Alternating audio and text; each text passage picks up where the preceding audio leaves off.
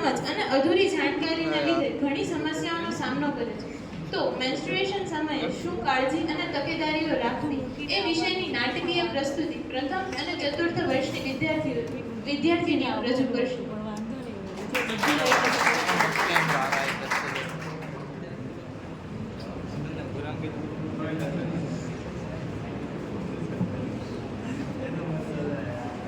આ નાટકમાં 4 પાત્રો છે. 16 વર્ષની રૂહી, એના મમ્મી, દાદી અને લોકલ. बीच में जाके पूरे टपा का वीडियो लेना है हर एक का, ठीक है? पूरा मतलब टोटल कवर होना चाहिए 10 मिनट जितना भी है. રૂહી બેટા 10 વાગ્યા, હવે તું ઉઠ. 12 વાગે તારી સ્કૂલ છે અને તારો પ્રોજેક્ટ પણ બાકી છે. હા મમ્મી, ઉઠું છું. બેટા સવાર ક્યાંની થઈ ગઈ? આટલું મોડું ન ઉઠાય ને. આ શું ઉઠતા મે ફોન? બસ આખો દિવસ ફોન તે ફોન સિવાય બીજું કશું દેખાય છે? ફોન ઓછો વાપર નહીં તો આંખના નંબર વધી જશે. બા કોઈનું માને ક્યાં છે? સાંજે એના પપ્પાને આવવા દો એટલે કહું. મમ્મી, મારો નાસ્તો ક્યાં છે? મારે મોડું થાય છે. ત્યાં ટેબલ પર જ છે બેટા, લઈ લેજે. ઓકે.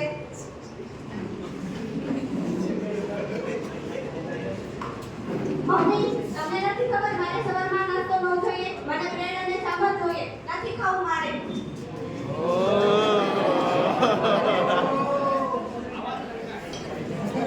અને હા, મારો લંચ બોક્સ પણ રેડી ના કરતા. હું કેન્ટીને જમી લઈશ. હું તમારું જોડે બટેટાનું શાક ખાઈને થાકી છું. હે ભગવાન, આ છોકરીને બસ બહારનું જ ખાવું ગમે છે. રૂહી સ્કૂલેથી ઘરે આવે છે.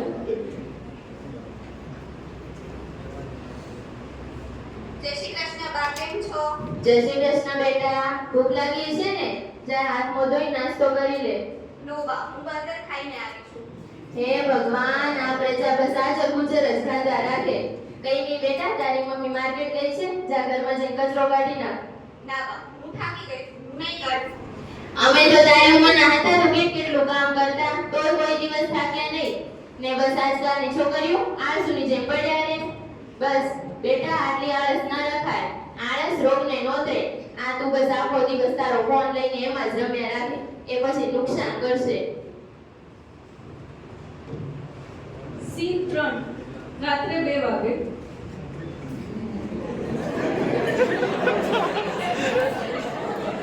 કોણ જાણે આ લાઈટ કોણે ચાલુ રાખી છે?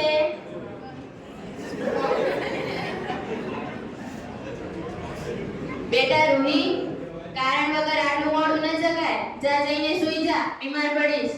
હા દાદી, તમે સુઈ જાઓ. હું મારી રીતે સુઈ જઈશ. સીન 4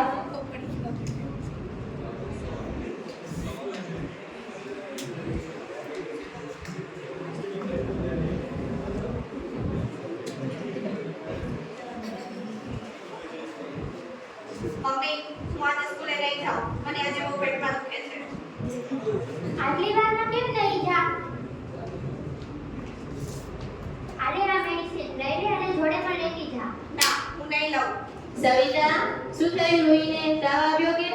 કઈ નહીં, કાલે પીરિયડ્સમાં છે તો એને પેટમાં દુખે છે તો એટલે કે છે નહીં જા. હે ભગવાન, શું થશે આ તમારા બધાનું? નાની નાની વાતમાં ટીકડીઓ ખાતા રાખો છો. બેટા, ગરમ પાણીનો શેક લે ને ગરમ ગરમ જમવાનું લે, તને સારું લાગશે. મારી બા તો મને કોઈ દી ટીકડી ખાવા ન દેતા. ને આ બહારનું તો સાવ ઓછું જ ખાવાનું. ને આ જે તમે તીખાને તળેલા ખો છો એ તો અમે સાવ ઓછા જ ખાતા. ને આજકાલના છોકરા બસ રાતે સુધી મોડા સુધી મોબાઈલ જોવાનો, સવારે મોડા ઉઠવાનું, શાક રોટલા ભાવતા નથી, બસ બહાર જઈને બર્ગર પીઝા જ ખાવા છે. બસ બા, શું શરૂ કરું તમારું આ ડોશી બેનું? મારે નથી સાંભળવું તમારું કંઈ પણ. બેટા, આમ તો લોકો એમને એમ થોડું કહેતા હશે, કંઈક સાચું હશે તો જ કહેતા હશે ને. હા, હવે હશે. આમે તું મારું નહીં માને. હવે આ તને ડોક્ટર પાસે જ લઈ જવી પડશે.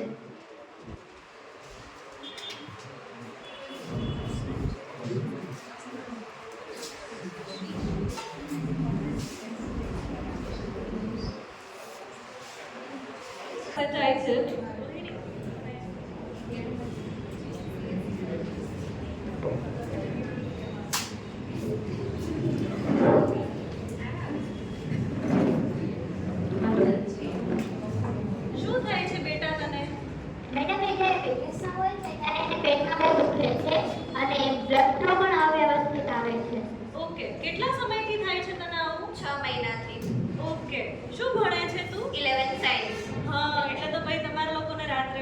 જાગવાનું પણ થતું હશે અને સવારે મોડા પણ ઉઠતા હશો અને બહારનું પણ ખાવાનું થતું હશે નહીં? હા બેન, બહારનું તો એને બહુ જ ભાવે ને રાતે મોડા સુધી જાગે એટલે સવારે મોડી ઉઠે પણ. જો બેટા, પીરિયડ્સમાં પેઇન થવું એ નોર્મલ છે, પણ જો એ તારી ડેઈલી રૂટીન અગર હેમ્પર કરતું હશે તો એ એબનોર્માલિટી છે. એટલે જો આ બધું જે રીઝન્સ છે, આ જેવું થાય છે, એના કોઈ બીજા કારણો નથી, પણ આ તમારી જે રહેણી કરણી અને ખાણીપીણી છે ને એ જ છે. જેમ કે આજકાલની છોકરીઓ છે તો જંક ફૂડ વધારે ખાય છે, ઠંડા કોલ્ડ ડ્રિંક્સ પીવે છે, આ તે બહાર રાત સુધી જાગતા હોય છે, બહાર ફરતા હોય છે, તો પોલ્યુશન અને બધા જ ફેક્ટર્સ એમાં લાગુ પડે છે ને, તો પેન થવું તો નોર્મલ છે. જો પણ હા, આપણા બોડીની અંદર વાત, પિત્ત, કફ એમ 3 દોષ રહેલા છે. હવે આવું બધું તું કરીશ, નિદાન સેવન કરીશ એટલે તારા બધા જ દોષ પ્રકોપિત થશે અને એમની ગતિ કરશે. એના લીધે વાતનું પ્રતિલોમન ગતિ થાય છે અને એના લીધે આપણને પેઇન થાય છે. એટલે બને ત્યાં સુધી આ બધી વસ્તુ અવોઇડ કરવી. ઓકે, તો પીરિયડ્સ દરમિયાન પેઇન ઓછું થાય એ માટે હું શું કરી શકું મેડમ? જો બેટા, આમાં તારે બીજું કાંઈ જ નથી કરવાનું, પણ તારી જે દિનચર્યા છે, તારું જે ડેઈલી રૂટીન છે એને સરખું સેટ કરીશ એટલે થઈ જશે નોર્મલ. જેમ કે રાત્રે ટાઈમ પર સૂઈ જવાનું, સવારે વહેલા ઉઠવાનું અને હા, આ દિવસોમાં ખાસ કરીને ગરમ અને હળવું ખાવાનું કે જે પાચનમાં પણ તને મદદ કરશે. જો મને ખબર છે કે આજકાલની જનરેશન છે એટલે બહારનું તો ખાવાના જ છો તમે, પણ હા, આ દિવસોમાં બને ત્યાં સુધી ધ્યાન રાખીને ઓછું ખાવાનું.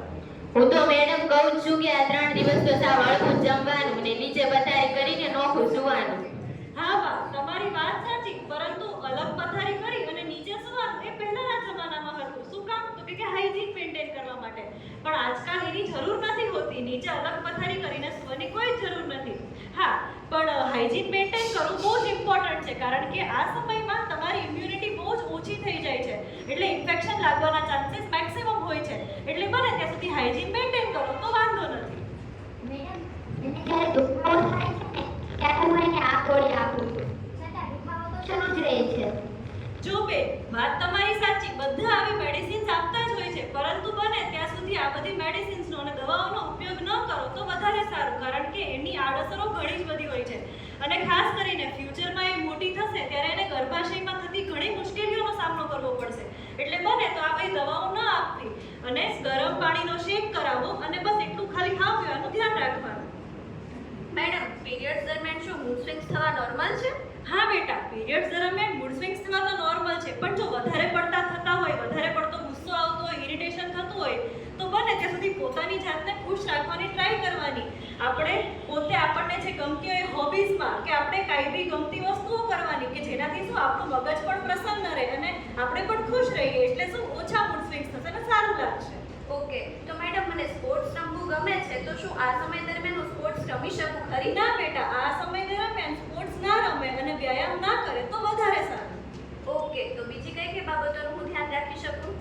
જો બેટા, બીજી બાબતોમાં તો ખાવા પીવાનું, ખાસ કરીને તારી દિનચર્યા અને રાત્રિચર્યા, જેમ કે રાત્રે વહેલા સૂઈ સવારે વહેલા ઉઠવાનું, ખાવામાં વાયુ કરે જેમ કે કઠોળ છે કે પછી ચોળા છે, ચોળી છે, બટેટા જેવા શાકભાજીઓ ના ખાવા કે જેનાથી વાયુ થાય અને તને દુખાવો વધે.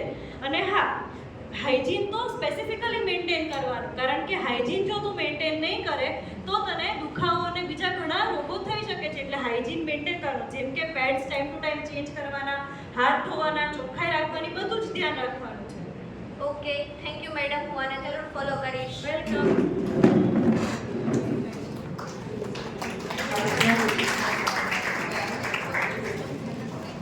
આજના અવસરે હું બધી જ સ્ત્રીઓને વિનંતી કરીશ કે પોતાની જગ્યા પર ઊભા થાય અને મારી સાથે એક ઓથ લે કે જે આપણને અત્યારે નહીં પરંતુ આગળ જઈને બહુ જ કામ લાગશે.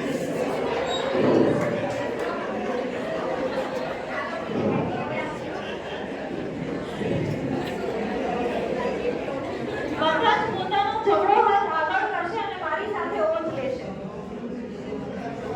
I should receive vegetarian predominant balanced wholesome diet which is madhur ras predominant along with other fibrous